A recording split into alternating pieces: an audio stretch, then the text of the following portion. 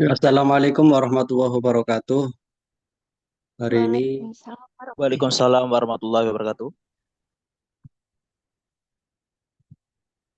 Kak, saya akan menyampaikan sedikit sebagai penutup perkuliahan menulis dengan artificial intelligence ya. Dan materi selengkapnya sudah saya share, itu ada 113 halaman, bisa dipelajari. Ini hanya ringkasannya saja. Jadi, tapi buat yang masih apa ya, fresh graduate ini biasanya pakai ini. Jadi intinya menulis dengan artificial intelligence itu tahapannya ada berapa ya? Brainstorming dan outline, ini termasuk mencari judul.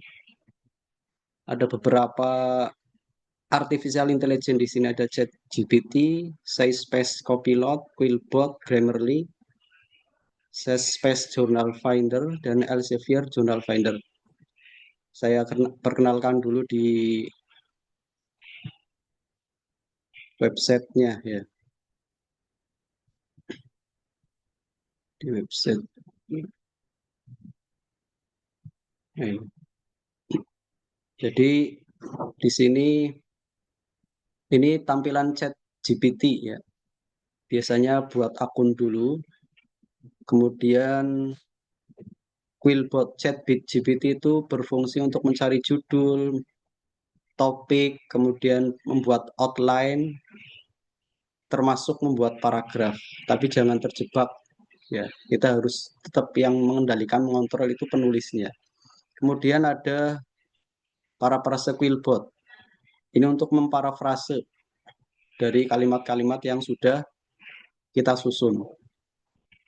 Biasanya pakai fluency yang akademik. Kemudian untuk membaguskan, menyempurnakan kalimat, itu pakai Grammarly. Win Gus Dur itu sudah berlangganan, tapi dijatah. Harus ke perpustakaan, kemudian ngambil jatah, misalnya 3 hari atau berapa hari, kemudian buat yang lain. Tadi malah Grammarly itu ada pelatihannya dari perpustakaan Win Gus Dur, jam setengah 2 sampai asar tadi barusan selesai. Ini Grammarly itu untuk menyempurnakan bahasa. Dari sisi struktur bahasa, grammar, dan sebagainya. Ini bisa dengan diketik manual atau diupload ketika filenya itu sudah ada.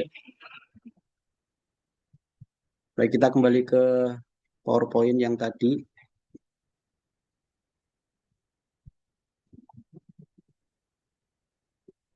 Di sini kita lihat tahapan menulis dengan artificial intelligence. Yang pertama brainstorming dan outline, termasuk menentukan judul dengan ChatGPT. Kemudian menyusun paragraf awal bisa dengan ChatGPT atau SciSpace Copilot. Selanjutnya ketika sudah jadi paragraf, ketika diturnitin misalnya masih tinggi similaritasnya, bisa diparafrase akademik dengan Quillbot. Dan tahapan terakhir dari menulis itu proofreading. Proofreading itu bisa menggunakan Grammarly. Setelah jadi, mencari jurnalnya itu dengan SciSpace Journal Finder atau Elsevier Journal Finder. Saya hanya akan mencontohkan dengan satu AI, ChatGPT, nanti yang lain bisa dipelajari di materi yang sudah saya share. Ini contoh mencari judul dan outline. Misalnya mencari judul, kita ketik perintahnya di ChatGPT. Ini alat diganti dengan write or code. Perintahnya misalnya saya ingin menulis artikel ilmiah tentang pemanfaatan media sosial dalam bidang ekonomi. Buatkan 5 alternatif judul artikel akademik yang relevan dan menarik. Maka ChatGPT akan mencarikan judul-judul yang relevan, yang update dan menarik. Di sini ada 5 alternatif judul. Yang pertama, peran media sosial dalam mendorong pertumbuhan UMKM di era digital. Yang kedua, ada media sosial sebagai alat pemasaran efektif, analisis dampaknya terhadap perilaku konsumen. Yang ketiga, ekonomi digital dan media sosial, strategi inovatif dalam meningkatkan daya saing bisnis. Yang keempat, transformasi landscape ekonomi melalui pemanfaatan media sosial di kalangan pelaku usaha. Dan yang kelima, pengaruh media sosial terhadap pola konsumsi dan preferensi pasar di era modern. Ada 5 ini. Ini bisa dengan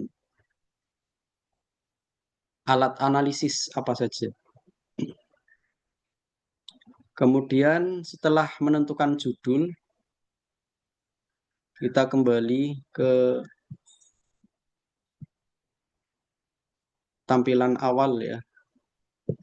Kita close dulu. Ini ada 5 alternatif judul. Selanjutnya, kalau judul sudah ketemu, penulis akan membuat outline-nya. Kita bisa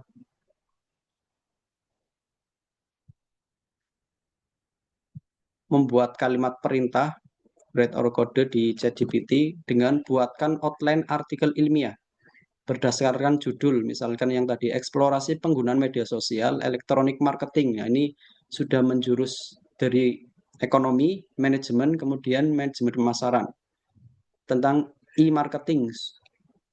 Ini di era digital misalnya. Maka AI ini akan membuatkan outline-nya. Outline itu dari latar belakang, kemudian tujuan, judul, dan sebagainya. Ini kita lihat sedang dicarikan dari pendahuluan, latar belakang perkembangan teknologi dan media sosial, pentingnya adaptasi metode pembelajaran di era digital, tujuan penulisan artikel, kemudian tinjauan pustaka, metodologi, hasil dan pembahasan,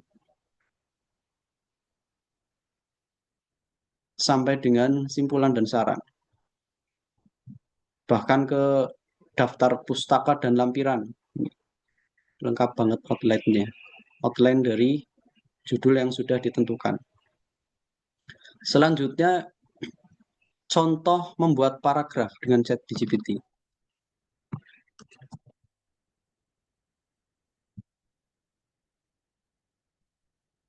Ini dibuat perintah baru, alat write or code.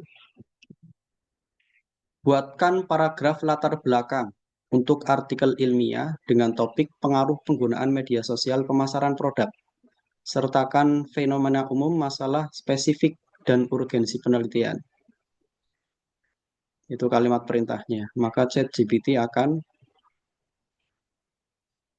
membuat latar belakangnya. Di era digital saat ini, media sosial telah menjadi satu alat paling efektif dan sebagainya. Jika ini masih bahasa Indonesia, maka bisa translatekan dengan bantuan Deep Translate ya. Itu baru satu alat ya. Masih banyak alat-alat yang lain tadi yang ada di PowerPoint, termasuk di materi yang sudah saya bagikan. Jadi ada Quillbot itu untuk parafrase. Kemudian Grammarly untuk susunan kalimat. Dan yang terakhir ini SkySpace. Nanti di halaman website SkySpace itu ada space atau kotak untuk mencari jurnal sesuai dengan tema kita. Bahkan abstrak kita. Jika sudah nulis abstrak, masukkan ke situ. Nanti mencarikan jurnal yang tepat. Dan ini terindeks Scopus semua. rata-rata jurnal yang dicarikan itu Index Scopus. Terus apa lagi ya? Turnitin untuk similaritas. Terus reference manager juga penting ya. Mendeley, kemudian apa? Sutero dan sebagainya. Dan tidak kalah pentingnya adalah alat-alat analisis seperti SPSS, Amos, Smart PLS, Lisrel, VOS View, ya, VOS Viewer, dan sebagainya. Itu sekilas materi kuliah hari ini. Kemudian untuk penilaian akhir dari saya, silahkan menulis artikel yang sasarannya adalah jurnal internasional ya. Termasuk saya juga sedang nulis, semoga bisa accepted. Jadi waktu-waktu yang tersisa silakan untuk menulis penilaian individu itu dari artikel jurnal internasional. Langsung kalau sudah selesai langsung submit boleh.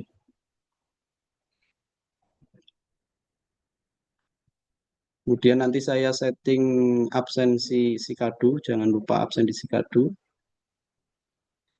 Itu saya kira hari ini ada pertanyaan.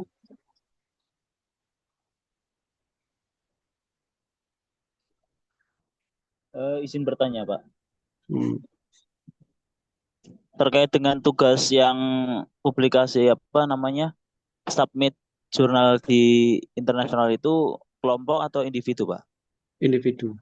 Lebih Ya, baik, Pak. Terima kasih. sebaiknya kalau kolaborasi itu mencantumkan dosen kalau mau kolaborasi. Iya, berarti nanti Mahasiswa dosen, nama mahasiswa dosen. nama mahasiswa, terus dosen, nama antum sama namanya Pak eh, Hafid, Pak Hafid berarti, Pak. ya, ya. Sekalian saya Berarti izin, dalam artikel, oh ya, Pak. Berarti Pak ada Dio, di dalam artikel, kenapa, Pak? iya Pak Dio barangkali nanti saya catut namanya. Oh iya, ya, Pak ya. Ya, Terima kasih, Pak. Terima kasih. Ya. ada lagi. Iya, Pak. Berarti dalam satu artikel 3 nama ya, Pak ya? Bisa satu Ya, mahasiswa, 2 dosen ya, Pak ya? ya, Ya, Pak. Terima kasih, Pak. ya.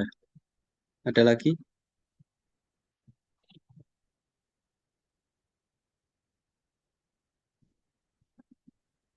Kalau tidak ada, saya cukupkan sekian. Selamat beristirahat.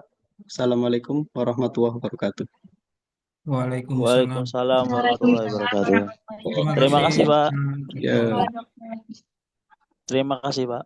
ya.